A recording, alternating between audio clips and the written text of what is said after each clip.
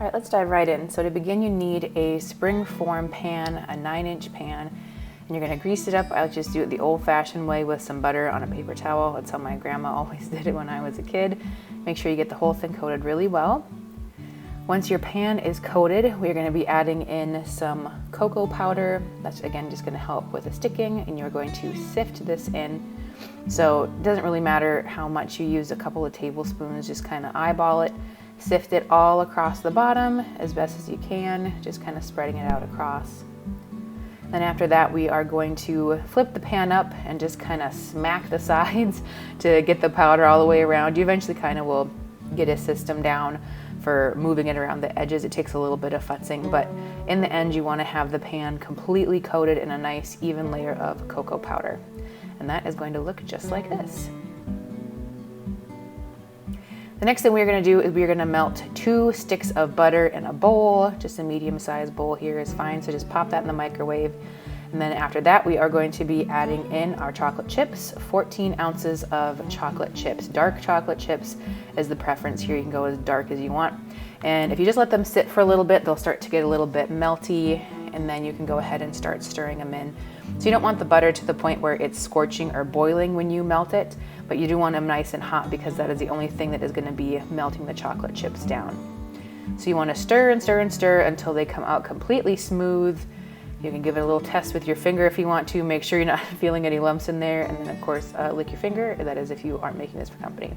Then we're going to take 10 eggs and we're going to be separating them out. The yolks are going to be going into a bowl with 3/4 cup plus 1 tablespoon of sugar. So separate your whites and your yolks. The whites go in another bowl because we are going to be coming to those soon. Next, use your hand mixer and whip those puppies into submission until it is nice and fluffy. Here, we are now going to add in our vanilla and our salt. Again, a little rubber spatula is probably the more professional way to do this, but I was just using my finger. So for vanilla, you want 1 teaspoon with a 1/2 teaspoon of salt. Next, we are going to be adding our chocolate mixture. It is okay if this chocolate mixture is a little warm. After you've added the chocolate chips, it should have cooled down so that it's not like piping hot. But if it is super duper hot for some reason, you want it to cool down a little bit so that it's warm but not really too hot. So then you add this in, and then you're going to gently fold it in to the egg yolk and sugar mixture. I don't know if you guys watch Schitt's Creek at all, but I cannot help but think of fold it in every time I do this. You just fold it in. If you haven't seen that, Google Schitt's Creek fold in the cheese, and it's well worth watching. So anyway, you fold it in until it is a nice and smooth looking consistency. It should all look pretty much the same, so just really gentle motions here. I'm not really doing much pressure. In the end, you end up with what is essentially actually a legitimate chocolate mousse, and that is delicious and beautiful. So after that, we're going to take all those egg whites, there should be 10 of them in there, and you're going to whip those up until they are nice and stiff, nice stiff peaks. And then we are going to do a little more folding in. We are going to then add the egg whites, a third of a chunk at a time. So use about a third of your egg white mixture and fold it into the chocolate mixture. The chocolate mixture is pretty thick, so it's gonna feel kind of awkward and like you're not actually getting anywhere by just sort of gently folding it in.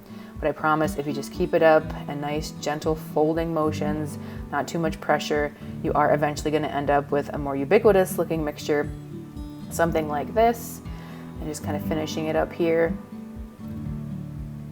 So you don't want to be busting it up too much. You want the whole thing to stay nice and light and airy. Pour all of that into your springform pan. Again, we're not being too rough with it, nice and gentle. And then we're going to spread it out so that it looks nice and even in the pan. And again, don't ever eat my cooking. I clearly lick my fingers way too much. And from there, we put it in the oven. You'll know it's done when it has a little bit of a jiggle still, but is mostly set. You're going to bake it at 350 degrees for about 25 minutes, give or take. Then it needs to cool completely. You'll know it's about ready to come out when the sides have sort of shrunk away from the sides of the springform pan. And then just go ahead and loosen your springform pan and very carefully remove it. Might be a little bit stuck, so just take your time so you don't mess up the sides of your cake. Once you have it out, you can go ahead and stick it on something beautiful because this cake is incredibly delicious and deserves a pretty platter. Make sure it's 100% cool and then top with some powdered sugar. If it isn't completely cool, your powdered sugar is going to melt. It's going to look funky. Store this thing in the fridge for up to 2 weeks and enjoy it. It is so good. It is moist and fluffy and kind of moussey, and it's just the best cake possibly ever, and uses up a ton of eggs, which is also a pro if you have a lot of chickens laying a lot of eggs. So let me know in the comments how you like this cake, if you have any hot tips for making it even better.